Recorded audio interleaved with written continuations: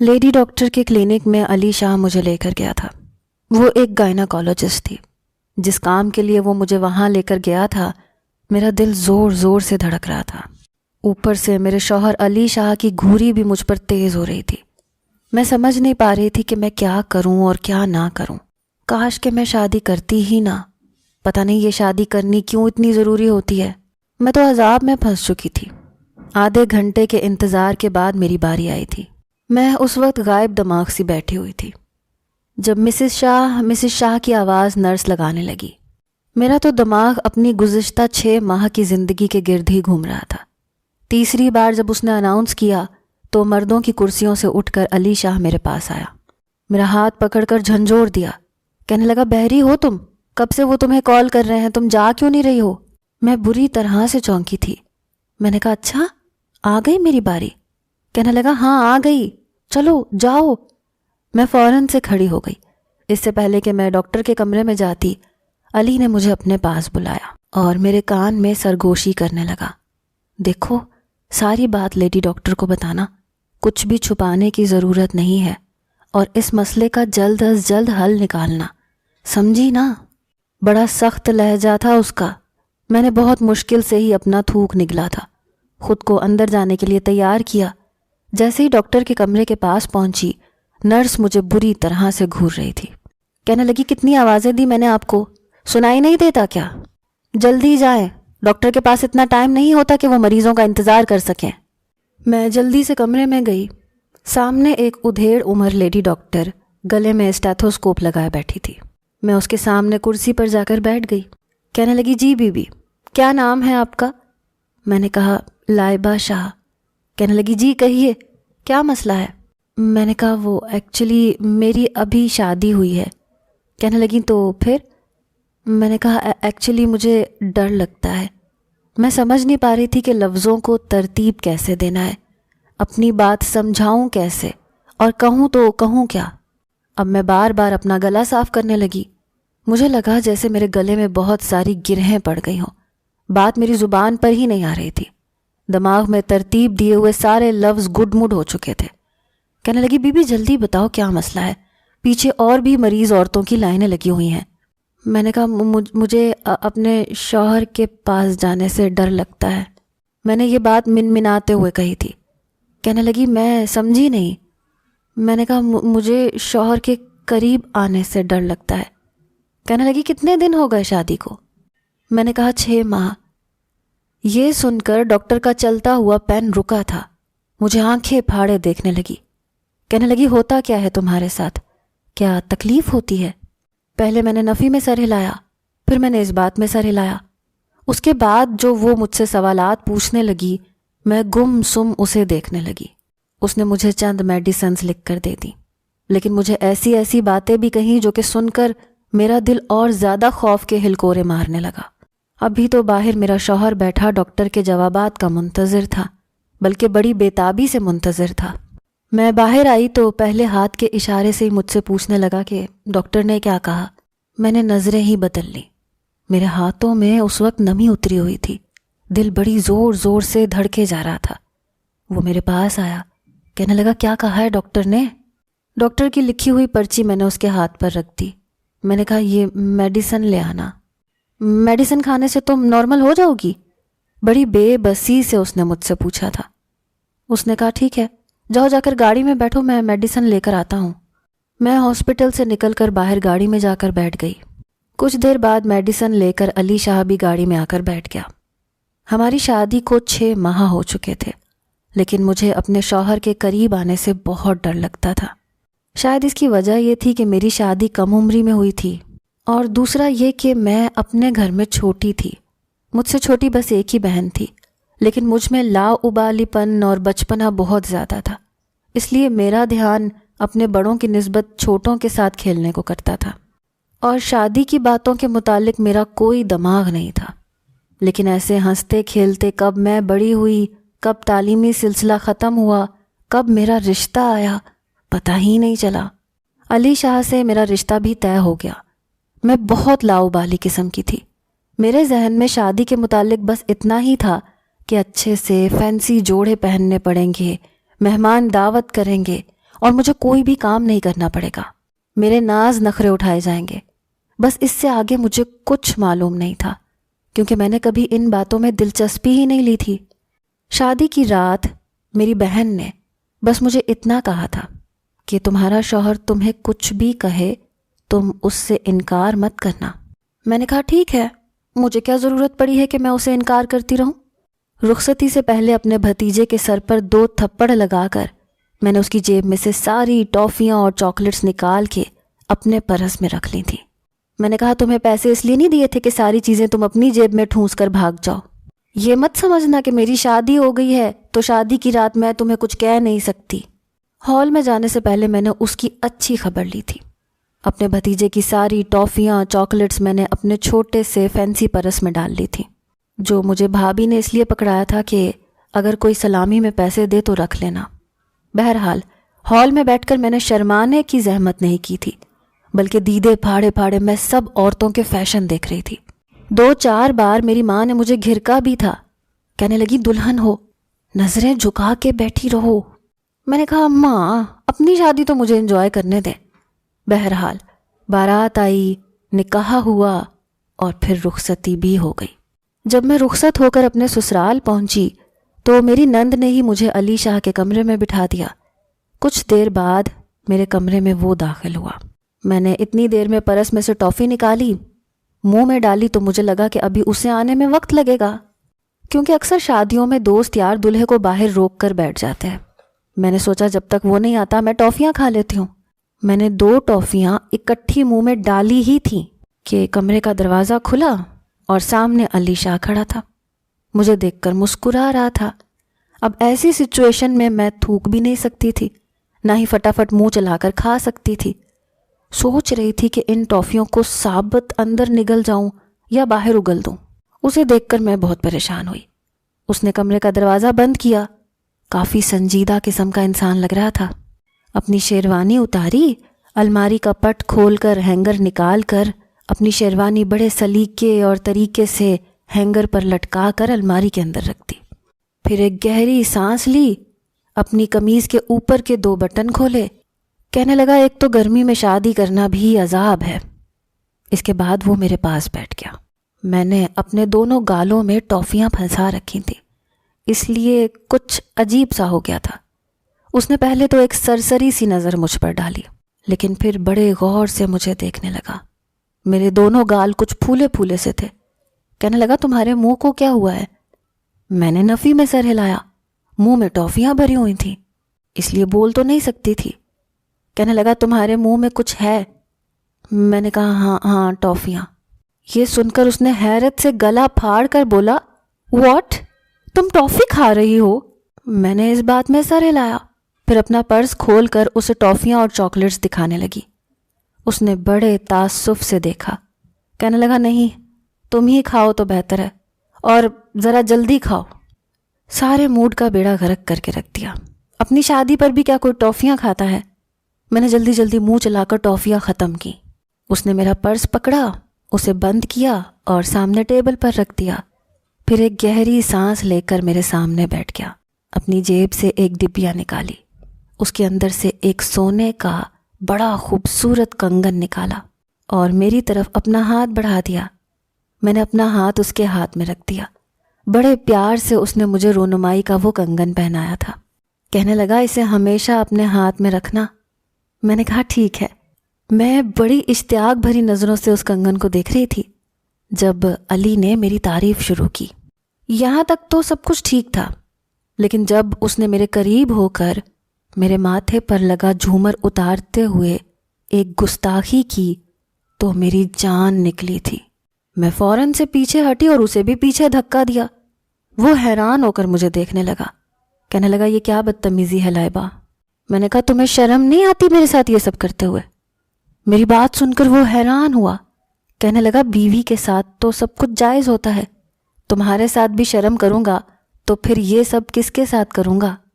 میں جو شادی کے اس رشتے سے بہت کم ہی واقف تھی، فوراً سے بیڈ سے اٹھ کر کھڑی ہو گئی. میں بے حد نروس تھی. مجھے یوں کھڑا ہوتے دیکھ کر وہ میرے مقابل کھڑا ہو گیا. کہنے لگا تم کہاں جا رہی ہو؟ میں نے کہا میں تمہارے ساتھ اس کمرے میں نہیں سوؤں گی. یہ سن کر وہ کہنے لگا پاگل ہو گئی ہو؟ میں نے کہا نہیں، میں یہ سوچ بھی نہیں سکتی، تم بہت بے شرم ہو۔ میری بات سن کر وہ پہلے تو اپنا سر پکڑ کر مجھے دیکھنے لگا، پھر میرا ہاتھ پکڑا، مجھے بیڈ پر بٹھا دیا۔ کہنے لگا تمہیں کیا کسی نے کچھ سمجھا کر نہیں بھیجا؟ میں نے کہا کیا سمجھانا تھا مجھے؟ میرا دل زور زور سے دھڑک رہا تھا۔ کہنے لگا تمہاری کسی بہن نے، بھابھی نے تم سے کچھ کہا نہیں کہ شادی کیا ہوتی ہے؟ میں نے کہا ہاں، آپا نے کہا تھا کہ شوہر کو کسی بات پر روکنا نہیں۔ مجھے کیا پتا تھا تم اتنے بے شرم ہو گئے؟ دیکھو خبردار جو تم نے میرے ساتھ دوبارہ ایسی کوئی حرکت کی تو۔ اس نے گہری سانس لی، کہنے لگا ادھر بیٹھو میرے پاس۔ جیسے ہی وہ میرے کچھ قریب ہوا میں فوراً سے پیچھے ہٹ گئی۔ میں نے کہا فاصلہ رکھ کے بیٹھو تو بات سنوں گی، ورنہ کمرے سے باہر جا کے بتا دوں گی سب کو کہ تم نے میرے ساتھ کیا کیا ہے۔ یہ سن کر تو اس کی ہوائیاں اڑی تھیں۔ کہنے لگا اچھا نہیں آتا تمہارے پاس، لیکن دیکھو میری بات سنو۔ پھر کہنے لگا نکاح کرنے کا مقصد یہی ہوتا ہے کہ بیوی اپنے شوہر کو اس کے کسی عمل سے روک نہیں سکتی۔ میں نے کہا شوہر چاہے جو مرضی بے شرمی کرتا رہے۔ نہیں بھائی، میں تو تمہیں ضرور روکوں گی، مجھے بہت ڈر لگ رہا ہے۔ کہنے لگا ٹھیک ہے، میں تمہیں آج رات کچھ نہیں کہتا، لیکن پلیز کل اپنی آپا سے پوچھ لینا کہ شادی کیا ہوتی ہے۔ اب روز روز میں صبر کا امتحان تو نہیں دوں گا۔ میں تو اس کی بات ہی سمجھ نہیں پائی۔ بہرحال میں نے اپنی جیولری خود اتاری، اپنا لباس تبدیل کیا۔ جب سونے کے لیے آئی تو وہ بیڈ پہ لیٹا ہوا تھا۔ میں نے کہا ذرا دور ہٹو، کیا پورے بیڈ پر تم پھیل کے لیٹو گے تو میں کہاں سوؤں گی؟ میری بات سن کر وہ مجھے پھر سے حیران نظروں سے دیکھ رہا تھا۔ کہنے لگا تم بیڈ پر ہی سوگی؟ میں نے کہا اور میں نے کہاں سونا ہے؟ بڑی خوشی سے اس نے مجھے جگہ دی تھی، بلکہ میرا تکیہ بھی اس نے اپنے تکیے کے ساتھ بالکل لگا کے رکھا تھا، لیکن میں نے اسے گھور کر دیکھا، پھر اٹھ کر صوفے کے پاس آ گئی۔ صوفے پر چھوٹی چھوٹی گدیاں رکھی ہوئی تھیں۔ میں نے وہ ساری گدیاں اٹھائیں اور بیڈ کے بیچ میں رکھ دی تاکہ وہ میرے قریب نہ آ سکے، اور پھر اپنا تکیہ سائیڈ پہ کر کے لیٹ گئی۔ اس نے ایک گہری نظر مجھ پر ڈالی تھی، پھر اپنی طرف کا لیمپ بند کر دیا۔ صبح اسی نے مجھے جگایا تھا۔ کہنے لگا بیگم صاحبہ صبح ہو گئی ہے، اٹھو اٹھو، جا کر نہا کر فینسی جوڑا پہن لو، یہ نہ ہو کہ دروازہ کھول کر میری بھابھی اور بہنیں اور گھر کے تمام لوگ کمرے کے اندر داخل ہو جائیں۔ اس نے کہا میری بات سنو، اگر میری بھابیاں یا میری بہنیں تم سے کچھ بھی پوچھیں تو ضرورت نہیں ہے تمہیں کچھ بھی سچ بتانے کی، کہنا سب کچھ ٹھیک ہے۔ میں نے کہا ٹھیک ہے کہہ دوں گی، لیکن تم نے جو حرکت کل کی تھی نا وہ مت کرنا۔ میری بات سن کر وہ میرے پاس آ گیا، میرے بالوں کا جوڑا اس نے کھولا۔ کہنے لگا وہ تو ابتدا تھی، اور میں تو آج انتہا کے موڈ میں ہوں، آج کوئی ڈرامہ نہیں دیکھوں گا تمہارا، سمجھی؟ یہ کہہ کر وہ واش روم چلا گیا، اور میں اندر ہی اندر خوف کھانے لگی۔ رات کو ولیمہ تھا، اس لیے مجھ سے زیادہ کسی نے بھی سوال جواب نہیں کیے تھے۔ ولیمے پر جب ہال میں علی شاہ میرے برابر میں بیٹھا تو کیمرہ مین اسے مجھ سے اور بھی قریب ہونے کے لیے کہہ رہا تھا۔ جیسے ہی اس نے اپنا ہاتھ پھیلا کر مجھے اپنے پہلو میں لیا، میرا دل مٹھی میں آیا تھا۔ پھر میرے کان کے پاس آ کر کہنے لگا رات کو بھابھی تمہارے کمرے میں آئیں گی تمہیں کچھ عقل دینے کے لیے، اس لیے ان کی باتیں اچھی طرح ذہن نشین کر لینا۔ پتہ نہیں کیوں اس کی بےتاب نظریں، بے باک انداز دیکھ کر مجھے خطرے کی گھنٹیاں سنائی دے رہی تھیں۔ ولیمے کی رات جب میں کمرے میں بیٹھی تو کچھ ہی دیر کے بعد علی شاہ کی بھابھی کمرے میں آئیں، میرے پاس آ کر بیٹھ گئیں۔ میں بے حد نروس تھی۔ کہنے لگی لائبہ کیا بات ہے، تم نے کل رات علی کو ٹھیک سے ڈیل نہیں کیا؟ میں نے کہا میں نے اسے کچھ نہیں کہا۔ وہ کہنے لگیں تو پھر وہ مجھ سے یہ کیوں کہہ رہا تھا کہ اپنی دیورانی کو کچھ عقل دیں، اسے کچھ بھی پتہ نہیں ہے؟ میں نے کہا جھوٹ بول رہا ہوگا آپ سے۔ وہ کہنے لگیں یہ تو بہت بری بات ہے۔ میں نے کہا آپ سے مذاق کیا ہوگا، میں نہیں چاہتی تھی کہ وہ مجھے غلط سمجھے۔ اس کی بھابھی کہنے لگی کوئی پرابلم ہو تو مجھ سے ڈسکس کر لینا۔ میں نے کہا جی ٹھیک ہے۔ کچھ دیر وہ میرے پاس بیٹھ کر کمرے سے باہر نکل گئی۔ کچھ دیر بعد علی شاہ کمرے میں داخل ہوا، کمرہ بند کیا، اپنا آرام دہ لباس پہنا، خود پر پرفیوم اسپرے کیا، چہرے پر بڑی دل فریب مسکراہٹ سجا کر بیڈ پر میرے پاس بیٹھ گیا۔ کہنے لگا بھابھی کی باتیں کچھ سمجھ آئیں تمہیں؟ میں نے اس بات میں سر ہلا دیا. کہنے لگا گڈ. میں خود کو اندر ہی اندر بہت سمجھانے کی کوشش کر رہی تھی کہ آج اسے کسی بات پر روکوں گی نہیں. آخر جس کی بھی شادی ہو یہ سب اس کے ساتھ ہوتا ہی ہوگا. بہت سمجھا رہی تھی خود کو، لیکن دل تھا کہ کسی بے لگام گھوڑے کی مانند دوڑ رہا تھا. ہاتھوں میں تری اترنے لگی، گھبراہٹ سی ہونے لگی. وہ جیسے ہی میرے قریب آیا میں نے پھر سے اسے خود سے پیچھے کر دیا. وہ اس بار مجھے غصے سے دیکھنے لگا. اس سے پہلے کہ کچھ کہتا میں نے رونا شروع کر دیا. مجھے یوں روتا دیکھ کر اس نے اپنا سر پکڑا تھا. کہنے لگا یار لائبہ خدا کے لیے پہلے یہ رونا بند کرو. میں نے کہا پہلے تم وعدہ کرو کہ مجھے کچھ نہیں کہو گے اور نہ میرے پاس آؤ گے. وہ کہنے لگا اس بات سے کیا مطلب ہے تمہارا؟ کیوں نہیں آؤں گا پاس؟ شادی کس لیے کی ہے میں نے تم سے؟ پھر مجھے کچھ دیر غصے سے دیکھتا رہا. میں روئے جا رہی تھی. کہنے لگا اچھا بتاؤ کس بات کی ٹینشن ہے تمہیں؟ میں نے کہا مجھے پتہ نہیں کیوں ڈر لگ رہا ہے. وہ کہنے لگا کچھ نہیں ہے اور تم یوں اب ڈرنا بند کرو، رونا بند کرو. سارا میک اپ رونے سے خراب ہو چکا ہے. بڑی مشکل سے میں چپ ہوئی. کہنے لگا جاؤ منہ ہاتھ دھو کر چینج کر کے آؤ. میں کپڑے تبدیل کر کے آ گئی. اس نے مجھے اپنے پاس بٹھایا. پھر اس نے بڑے پیار سے مجھے سمجھانا شروع کیا. کہنے لگا نکاح کے ایجاب و قبول کا مقصد یہی ہوتا ہے کہ میاں بیوی ایک دوسرے کے لیے بالکل حلال اور جائز ہیں. پھر کہنے لگا لائٹ جلتی رہنے دوں یا بند کر دوں؟ میں نے کہا بند کر دو. اس نے لائٹ بند کی. میں نے کھل کر سانس لیا. چلو جی بات ختم ہوئی. میں سونے کے لیے بیڈ پر لیٹ گئی. کچھ ہی دیر بعد مجھے اپنا آپ کسی کے حصار میں محسوس ہونے لگا. میں اگلا سانس لینا بھول گئی لیکن چپ رہی. مگر جب اس شخص کی گستاخیاں بڑھنے لگیں تو میں نے چلانا شروع کر دیا. ایک دم سے اس نے میرے منہ پر ہاتھ رکھا تھا. کہنے لگا پاگل ہو کیا؟ آواز باہر جائے گی. کیوں سب کے سامنے میرا مذاق اڑوانا چاہتی ہو؟ لیکن میں نے اسے خود سے دور کیا اور رونے لگی. بہرحال نتیجہ یہ نکلا کہ غصے سے علی شاہ صوفے پہ جا کر لیٹ گیا. کچھ دن نہ تو اس نے مجھ سے بات کی نہ میرے پاس آیا. میں نے شکر کیا کہ اچھا ہوا بلا ٹلی. لیکن جیسے ہی شادی پر آنے والے مہمان اپنے گھروں کو سدھارے وہ بار بار مجھ سے اسی بات کا اصرار کرنے لگا. میں رونا دھونا مچا دیتی. وہ کبھی مجھ پر غصہ کرتا، کبھی ناراض ہو جاتا، کبھی مجھے سمجھانے لگتا.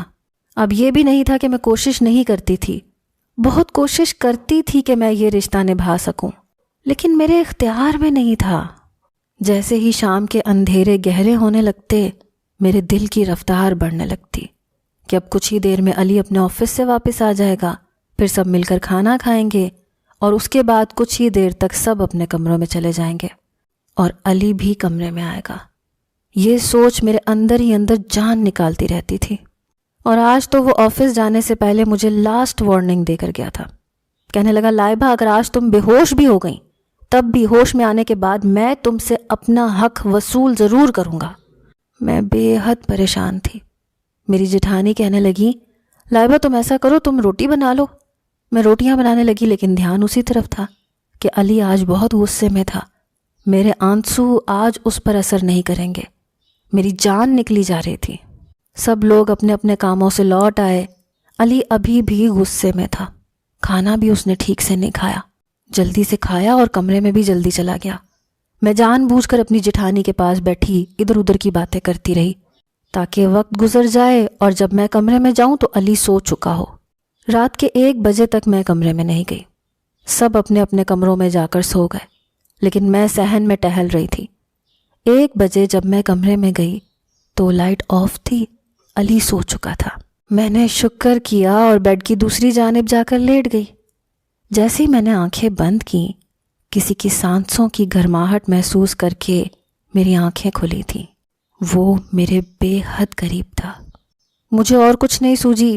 میں نے کہا علی میرے پیٹ میں بہت درد ہو رہا ہے پتہ نہیں کیوں. کہنے لگا بھی تمہارے سر میں بھی درد ہوگا اور اس کے بعد نہ جانے اور کیا کیا ہوگا. لائبہ آج میں تمہاری ایک نہیں سنوں گا. اس سے پہلے کہ میں چلانے کی کوشش کرتی اس نے میرے منہ پر ہاتھ رکھ دیا. ہاتھ اس قدر زور سے رکھا کہ میں سانس بھی نہیں لے پا رہی تھی. میں نے بہت چاہا کہ میرا منہ اس کے ہاتھ سے آزاد ہو جائے، لیکن نہیں ہوا۔ نتیجہ یہ نکلا کہ میں بے ہوش ہو گئی۔ ٹھنڈے پانی کے چھینٹوں سے میں ہوش میں آئی۔ میں نے آنکھیں کھول کر دیکھا تو علی بے حد پریشان بدحواس سا میرے پاس بیٹھا مجھ پر ٹھنڈے پانی کی چھینٹیں مار رہا تھا۔ مجھے ہوش میں دیکھ کر کہنے لگا، تمہارا کچھ نہیں ہو سکتا، پتہ نہیں تم مجھے پریشان کرنے کے لیے میری زندگی میں آئی ہو۔ میں نے کہا میں خود بھی تنگ آ چکی ہوں، ایسا کرو مجھے کسی ڈاکٹر کے پاس لے جاؤ۔ وہ کہنے لگا مجھے بھی یہی لگ رہا ہے، شاید کسی ڈاکٹر کے سمجھانے سے ہی تمہیں عقل آ جائے۔ پہلے ایک ڈاکٹر، پھر دوسری، اور اب یہ تیسری۔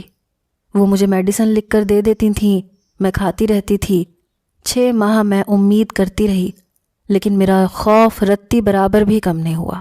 لیکن اس کے بعد میں نے دیکھا کہ علی شاہ مجھ سے دور رہنے لگا۔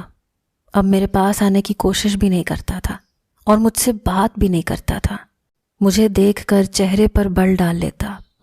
ایک بار اس کے فون پر گھنٹی بج رہی تھی۔ میں نے فون کی طرف دیکھا تو ایک لڑکی کا نام تھا۔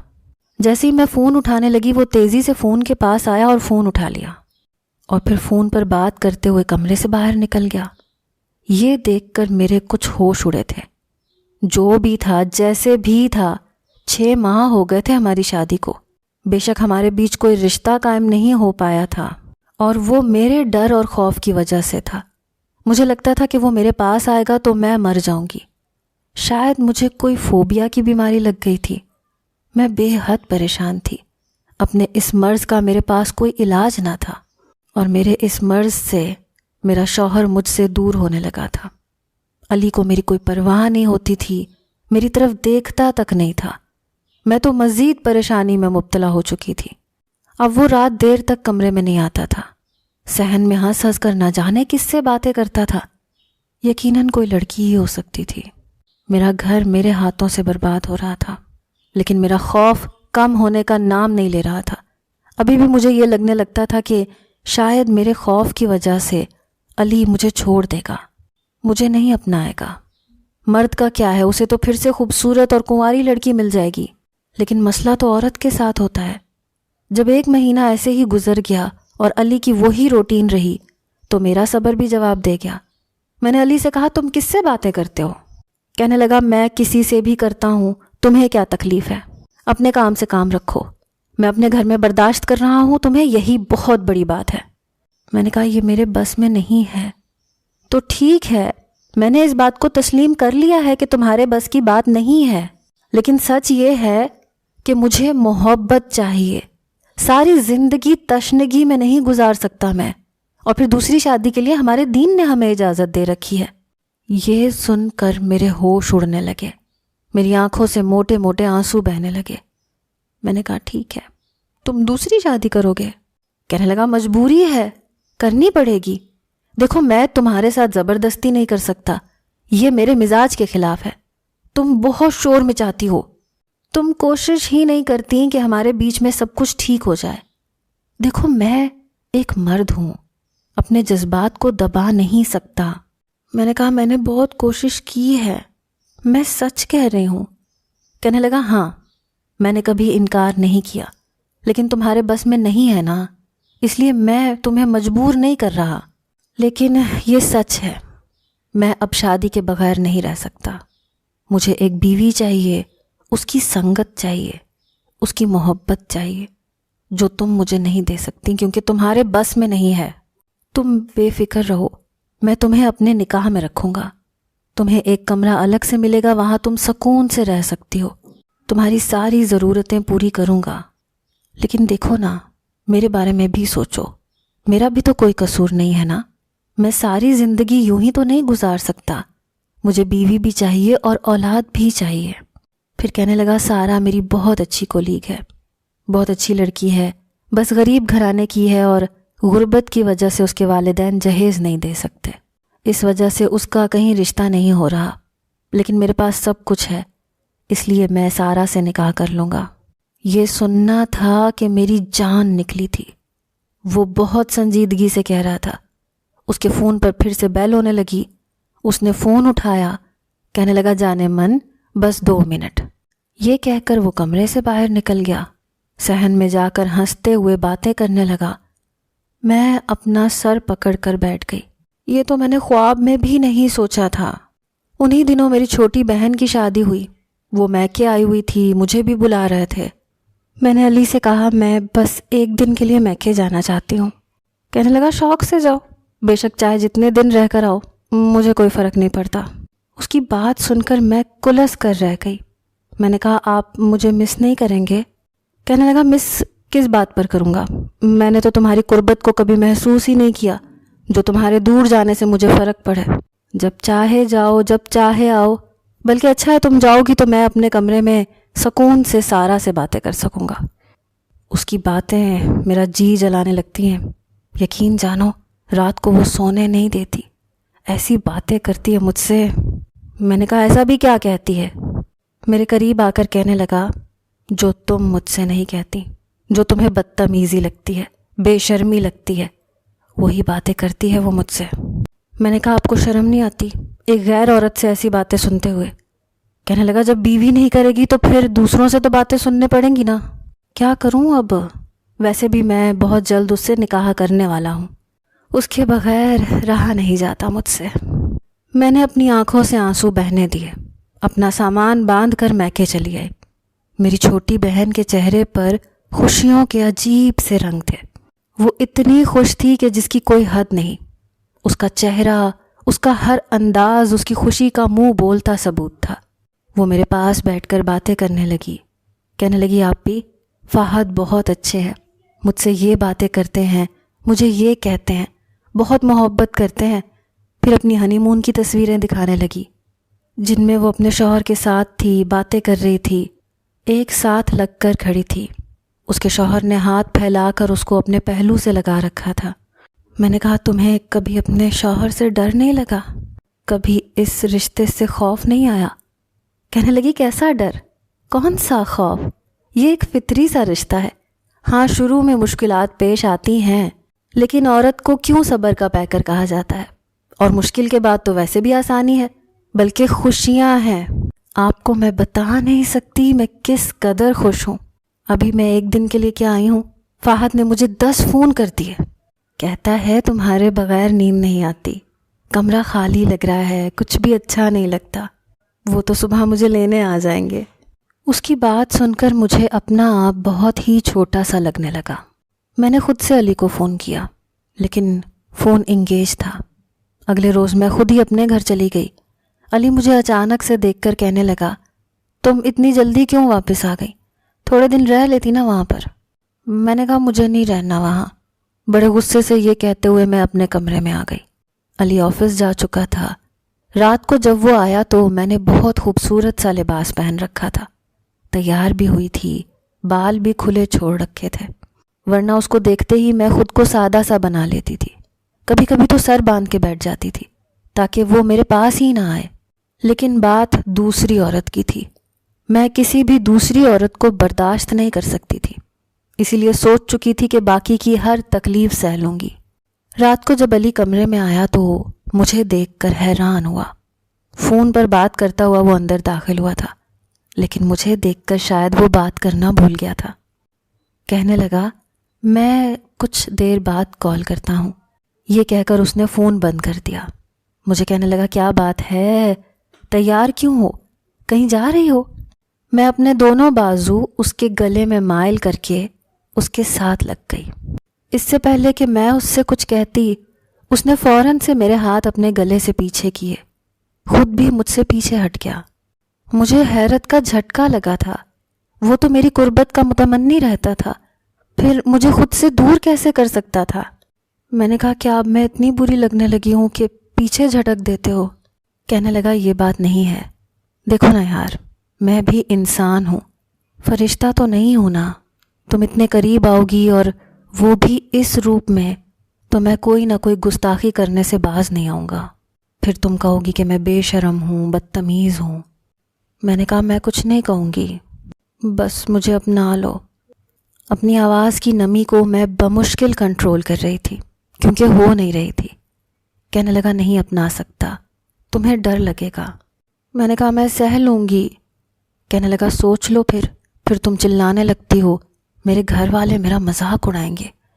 میں نے کہا کچھ نہیں کہوں گی، کہہ تو رہی ہوں سہ لوں گی، سب کچھ سہ لوں گی، بس دوسری عورت کو برداشت نہیں کر سکتی۔ یہ کہہ کر میں روتے ہوئے اس کے سینے کے ساتھ لگ گئی اور اسے اپنے ساتھ بھینچ لیا۔ کہنے لگا سوچ لو لائبہ، ابھی ایک بار سوچ لو۔ میں نے کہا آج کے بعد آپ سارا سے بات نہیں کریں گے۔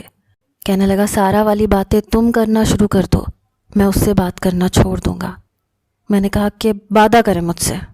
کہنے لگا وعدہ کرتا ہوں۔ وہ رات میرے لیے کسی مصیبت سے کم نہ تھی، لیکن میں نے آج علی کو کچھ نہیں کہا تھا۔ صبح علی کے اٹھنے سے پہلے ہی میں کمرے سے باہر جا چکی تھی۔ آج وہ بے حد خوش تھا۔ ناشتے کے دوران مجھے دیکھے جا رہا تھا اور مجھے شرم سی آ رہی تھی۔ چند دن یوں ہی گزر گئے۔ ہر بار ایک خوف مجھ پر طاری ہوتا تھا، لیکن کچھ دیر بعد ختم بھی ہو جاتا تھا۔ رات کو علی سونے لگا تو میرے جیٹھ نے اسے کمرے سے باہر بلا لیا۔ کہنے لگے علی باہر آؤ، تم سے کچھ بات کرنی ہے۔ وہ کمرے سے باہر چلا گیا۔ اس کا فون وہیں رکھا ہوا تھا جس پر بیل ہونے لگی۔ میں نے دیکھا تو سارا کا فون تھا۔ یہ دیکھ کر مجھے علی پر غصہ آیا تھا۔ وہ تو کہہ رہا تھا کہ کبھی سارا سے بات نہیں کرے گا۔ میں نے فون اٹھا لیا اور سوچ چکی تھی کہ سارا کو آج کھری کھری سنا دوں گی۔ اس کی خاطر میں نے بہت کچھ سہا تھا۔ جیسے میں نے فون اٹھا کر کان کے ساتھ لگایا، میرے ہوش اڑ گئے۔ سارا کے نمبر سے مجھے مردانہ آواز سنائی دی۔ وہ شخص کہنے لگا میرے باپ کب تک اپنی بیوی کو پریشان کرنے کے لیے مجھ سے رومانس کرتا رہے گا؟ سارا سارا کہہ کہہ کے اب تو مجھے بھی اپنا آپ لڑکی لگنے لگا ہے۔ یہ سن کر میں ساری بات سمجھ چکی تھی۔ میں نے فون بند کیا اور جیسے ہی پیچھے پلٹ کر دیکھا تو علی مجھے ہی دیکھ کر مسکرا رہا تھا۔ میں نے غصے سے اسے دیکھا۔ وہ میرے پاس آ گیا۔ میں نے کہا آئی ہیٹ یو، آپ بہت برے ہیں، مجھ سے جھوٹ بول رہے تھے۔ وہ کہنے لگا تو پھر کیا کرتا، سچ مچ کی لڑکی سے دوستی کر لیتا۔ میں نے کہا آپ کے جھوٹ کی وجہ سے میں نے کتنی تکلیف اٹھائی ہے، آپ کو اندازہ بھی نہیں ہے۔ I hate you۔ وہ کہنے لگے تم نے بھی تو مجھ سے بہت سے جھوٹے بہانے بنائے ہیں، میں مر جاؤں گی، میرا دم گھٹ جائے گا، یہ ہو جائے گا، وہ ہو جائے گا۔ کیا ہوا لائبہ؟ زندہ سلامت کھڑی ہو میرے سامنے۔ میں تو اپنے دوست کا شکر گزار ہوں جس نے مجھے یہ مشورہ دیا تھا کہ عورت دنیا کی ہر مشکل کو ہنس کر سہ جاتی ہے سوائے سوکن کے۔ دوسری لڑکی سے افیئر کا ڈرامہ رچاؤ، بیوی تمہارے پہلو میں خود بخود آ جائے گی۔ اور دیکھو، میں نے علی کو غصے سے دیکھا تھا۔